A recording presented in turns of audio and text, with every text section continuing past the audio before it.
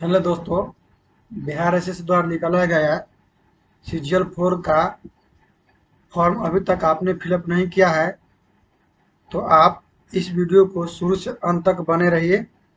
एक one by one step में आपको शुरू से लेकर अंत तक फॉर्म फिलअप करके बताया जाएगा। तो आप सबसे पहले कंप्यूटर के कोई भी ब्राउज़र पे आके बिहार एसएससी सर्च कर लेंगे। बीएसएससी सर्च करने के बाद आपको इस प्रकार का इंटरफेस खुलेगा। फर्स्ट में ही आपको ऑनलाइन बिहार SSC.com रहेगा, उस पर आपको क्लिक करना है। जैसे ही आप उस पर क्लिक कीजिएगा तो आपको अगला स्टेप बिहार एसएससी का ओरिजिनल वेबसाइट पर आप पहुंच जाइएगा। वहां आने के बाद आप देखिएगा कि हाँ, आपको विज्ञापन से संबंधित सूचना दिया गया है, इम्पोर्टेंट इंस्ट्रक्शन दिया गया हो, अप्लाई कैसे करें दिया हुआ है, कब से फॉर्म भरा रहा है, कब तक लास्ट डेट है, पेमेंट करने का डेट क्या है, सब आपको दिख जाएगा। तो आप अगर पहली बार आप आए हैं तो आपको रजिस्ट्रेशन पर क्लिक करना है। जैसे ही क्लिक करेंगे तो आपको इस प्रकार का इंटरफेस खुलेगा। तो फर्स्ट में आपको पूछा गया है कि आवेदक का नाम। तो आवेदक का नाम, आप जो नाम है आप अपना सही सही भर लीजिएगा। अगला में लिंग पूछा गया है, महिला है, पुरुष है, ट्रांसजेंडर है, जो भी है उसमें आप अपना क्लिक कर दीजिएगा।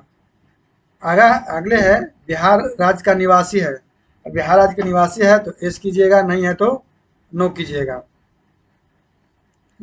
अगला है कि कैटेगरी, आप किस कैटेगरी से आते हैं, SC ST OBC जिससे भी आते हैं आप उसमें क्लिक करेंगे।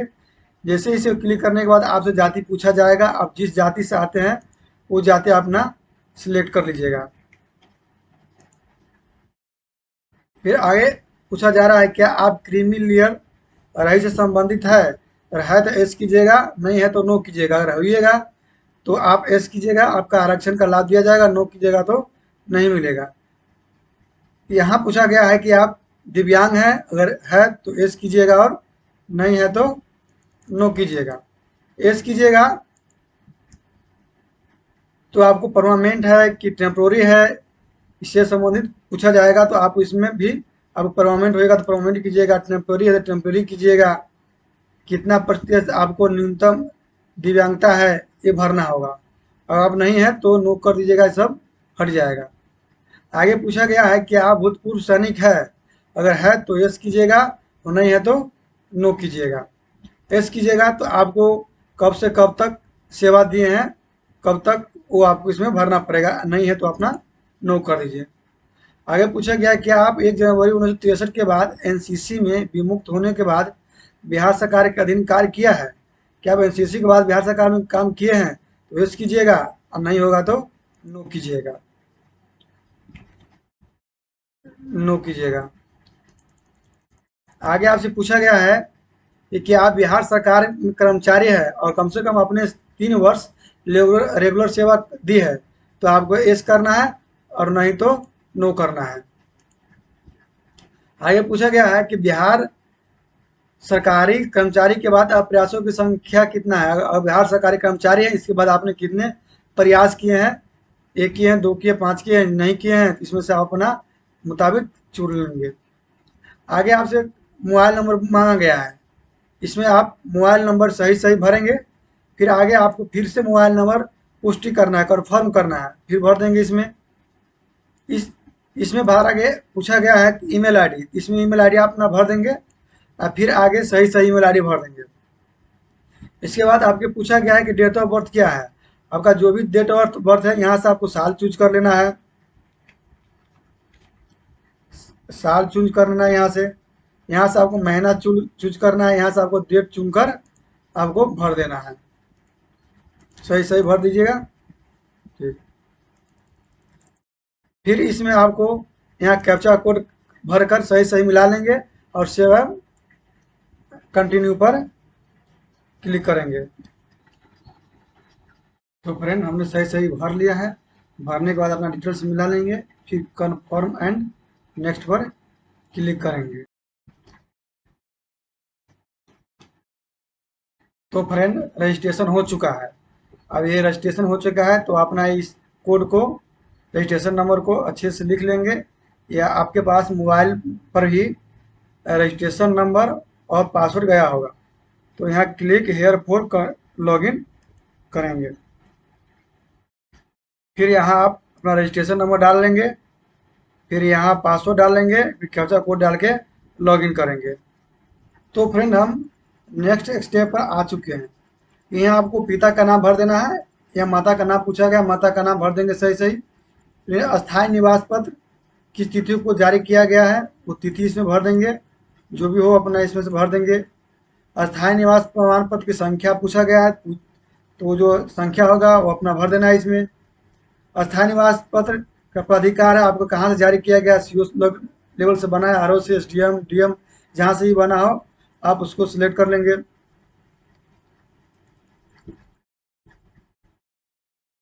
फिर यहाँ एनसीएल पूछा गया है, एनसीएल का प्रमाण पत्र संख्या इसमें भर देना है। प्रमाण पत्र कब जारी किया गया एनसीएल वो डेट इसमें भर देना है। किस लेवल से जारी आपको बना है, सीओ आरओ लॉगिन जो भी जहाँ से ही बना हो आप इसमें कर देंगे। फिर आपको नीचे पूछा गया है, आप इस क्या स्वतंत्रता सेनानी के आश्रित है तो एस करेंगे, नहीं है तो नो करेंगे। अपना राष्ट्रीयता भर देंगे। आपके पास आधार कार्ड है तो एस करेंगे, नहीं है तो नो करेंगे, है तो उसका आधार कार्ड संख्या भरेंगे। यहाँ फोटो आईडी प्रूफ मांगा गया है, इसमें आप Aadhaar card, voter ID, driving licence जो भी है अपना भर देंगे और उसका प्रमाण पत्र संख्या भर देंगे। यहाँ पूछा गया उम्मीदवार का पहचान चिन्ह, अगर शरीर में कहीं कटे फटे तिल उल का निशान है तो आप भर दीजिएगा, नहीं नहीं होगा तो नो मार्क कर दीजिएगा। इसमें आपको पूछा गया कब कभी किसी परीक्षा से आपको वंचित किया गया तो एस, नहीं किया गया है तो नो करेंगे। इसमें आप पूरा एड्रेस भरेंगे, फिर मोहल्ला है, पुलिस स्टेशन है, बेसिक जानकारी आपको भर देना है, डाकघर है, और फिर नीचे आपका राज्य सिलेक्ट करना है, किस राज्य से आते हैं, किस जिला से आते हैं, पिन कोड क्या है, भरकर फिर सही से मिला लेंगे और सबमिट पर क्लिक कर देंगे। तो फ्रेंड नेक्स्ट स्टेप पेमेंट पे आ जाएंगे। पेमेंट पे आने के बाद आप यहाँ से बैंक सेलेक्ट कर लेंगे, आईसीआईसी है, एसबीआई है तो एसबीआई है तो एसबीआई से सिलेक्ट कर लेंगे और प्रोसेस पर क्लिक करेंगे। प्रोसेस पर क्लिक करने के बाद आपको ऑप्शन दिया जाएगा डेबिट कार्ड से करना है, नेट बैंकिंग से करना है, क्रेडिट कार्ड से करना है, जिससे भी आपको करना है आप उससे पेमेंट कर सकते हैं। फिलहाल मैं यूपीआई से कर रहा हूँ। यूपीआई आने के बाद आप क्यूआर कोड पर क्लिक करेंगे। क्यूआर कोड पर क्लिक करने के बाद आप पे नाउ पर क्लिक करेंगे।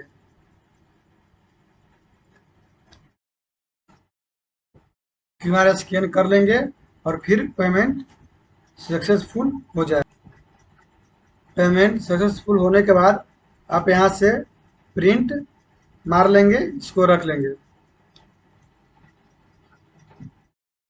प्रिंट करने के बाद सेव एंड नेक्स्ट पर क्लिक करेंगे।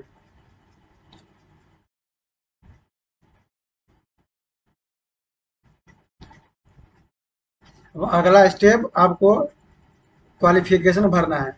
इसमें आपको मैट्रिक में कौन कौन सा सब्जेक्ट लिए हैं वो सब्जेक्ट भर देंगे, या ऑल सब्जेक्ट लिख सकते हैं मैट्रिक में। इसमें यूनिवर्सिटी पूछा गया आप किस बोर्ड से किए हैं वो बोर्ड का भर देना है। कुल अंक कितना का एग्जाम हुआ था, 500 500 का हुआ था तो 500 भर देंगे। कितना अंक प्राप्त हुआ था वो भर देंगे। कितना प्रतिशत था ऑटोमेटिक आ जाएगा आपको। यहाँ सर्टिफिकेट नंबर या मार्कशीट नंबर भर देंगे, और सर्टिफिकेट या मार्कशीट कब आप पास किए थे वो इसमें डेट भर देंगे। अगला पूछा गया है इंटर का, 12th का पूछा गया है। इसमें सब्जेक्ट में जो आप जिस भी सब्जेक्ट से आप इंटर किए वो भर देंगे, किस बोर्ड यूनिवर्सिटी से किए हैं वो भर देंगे, और इसमें आप कुल अंक कितना का था वो भर देंगे, कितना आया था वो भर देंगे। फिर इसमें आपका परसेंट आ जाएगा, फिर अपना मार्कशीट नंबर या सर्टिफिकेट नंबर डाल देंगे, आप किस साल उत्तीर्ण हुए थे वो साल महीना चूज कर, इसमें साल, इसमें महीना और डेट चुनकर आप भर देंगे। फिर अगला पूछा गया स्नातक, स्नातक किस सब्जेक्ट से किए हैं, किस यूनिवर्सिटी से किए हैं, कुल अंक कितना था, कितना आपको प्राप्त हुआ है, कितना मार्कशीट है, में आपको अंक परसेंटेज दिया हुआ है वो भर देंगे, उसका तिथि भर देंगे, और फिर सॉरी इसमें संख्या भर देंगे, सर्टिफिकेट संख्या, फिर इसमें किस वर्ष आप उत्तीर्ण किए हैं वो वर्ष भर देंगे।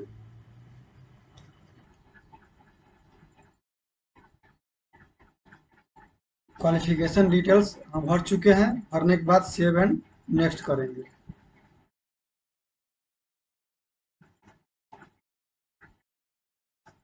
अगला स्टेप पर फोटो देना है तो सिग्नेचर देंगे। फोटो का साइज आपको 20 KB से 50 KB होना चाहिए। सिग्नेचर का साइज आपका 10 KB से 20 KB तक होना चाहिए। तो इसमें फोटो सिग्नेचर अपलोड कर दिया, इसके बाद इसमें सबमिट कर देंगे। तो आप अगला जो है फाइनल स्टेप पर आ जाएंगे। यहाँ आकर आपको लाइव फोटो दे देना है, लाइव फोटो दे देना है। इसके बाद नीचे आकर सबमिट कर देना है। इसके बाद आपका पूरा प्रोसेस फाइनल हो जाएगा। फ्रेंड, अगर आपको यह जानकारी अच्छी लगी हो तो लाइक शेयर और चैनल को सब्सक्राइब जरूर कीजिएगा। धन्यवाद।